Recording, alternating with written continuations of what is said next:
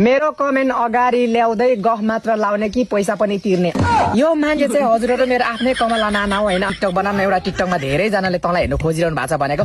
तैले real क्यामेराबाट हाल्छस् real क्यामेराबाट खिचेर मेरो अनुहार जस्तो जस्तै निकाल्दिन्छस् म त खिच्दिन भन्दै कमेन्ट टिकटक बनाउने नमाने अब उसको अनुहारै कोदोको रोटी जस्तो छ त हजुरहरु क्यामेराले कस्तो चाहिँ निकाल्छ त जस्तो छ त्यस्तै त निकाल्दिनु नि धेरै जनाले तपाईहरुले कमला नाना चाहियो भन्दै हुनुहुन्छ त्यही कारणले आज चाहिँ मैले कमला नानालाई भने मेरो घर आइज एक छाक मासु भात खानु पर्छ यसो एउटा कुखुराको माउस यसो काटौँ न त छिप्पेको त जस्तै कुखुराको माउस भनेको कमला नाना चाहिँ आउँदै साँझ कमला नानालाई जसरी भए मैले तपाईहरुलाई देखाएर छानेछु यो भिडियो चाहिँ मैले कमला नानासँग आज के कुराकानी हुन्छ भनेको सबै युट्युबमा साथीहरु तपाईलाई युट्युबमा चाहिँ मैले भिकै मागिरहेको छु हजुरहरु प्लिज मैले पो भन्ने त तपाईले हैन नि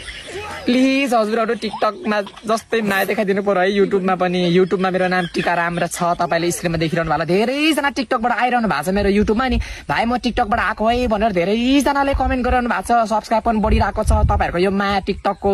जस्तै माया युट्युबमा देख्दा त कसम आफुले एकदम गर्ववती फिल गरेको छु कमला नानासँगको आजको चाहिँ भ्लग चाहिँ युट्युबमा आउने छ हैन तपाईले अन्तिमसम्म छिट्टो भन्दा छिटो टिकाराम राई छ तपाईले कतिपयले गर्नु भएको छैन धेरैले गरिरहनु भएको छ टिकाराम राई सर्च गरेर तपाईले युट्युबमा कमला नानासँगको कुखुरा खाएको भ्लग के कुराकानी हुन्छ हिसाब किताब सबै भ्लग हेर्नुहोस् है हजुरहरु तैले भन्ने हैन मैले जय नारी